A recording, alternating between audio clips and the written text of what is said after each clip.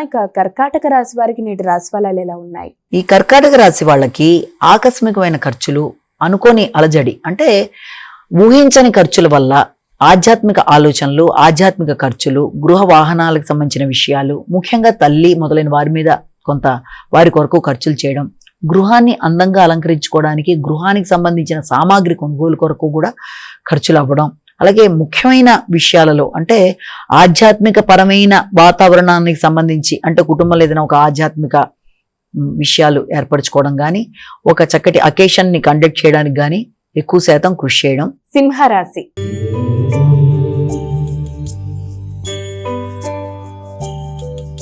అమ్మాయి తదుపరి రాశి అయినటువంటి సింహరాశి వారికి నేటి రాశి ఫలితాలు ఏ విధంగా ఉన్నాయి? సింహరాశి వాళ్ళకి ముఖ్యమైన కార్యక్రమాల్లో అంటే సంతానానికి సంబంధించిన విషయాలు కావచ్చు, ఇన్వెస్ట్మెంట్స్ సంబంధించిన విషయాల్లో కావచ్చు ఎక్కువ శాతం మీరు దృష్టి కేటాయిస్తారు.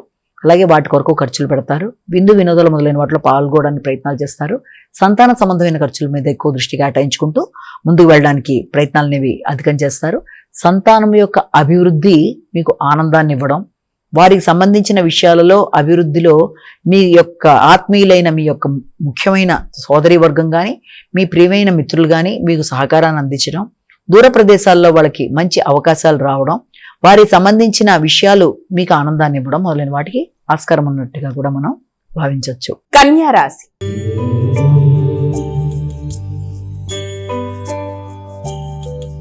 అమ్మాయి తదుపరి రాశి అయినటువంటి కన్యా రాశి వారికి నేటి రాశి ఫలాలు ఎలా ఉన్నాయి? కన్యా రాశి వాళ్ళకి ముఖ్యమైన కార్యక్రమాల్లో అంటే ఏదన్నా విద్యా సంబంధమైన విషయాలు, నూతన విషయాల సేకరణ, విషయాలు తెలుసుకోవడం, విద్యలో కొత్త ప్రదేశాలకు వెళ్ళడానికి చేసే పనులు మొదలైన వాటికి అవకాశాలు కనబడుతున్నాయి.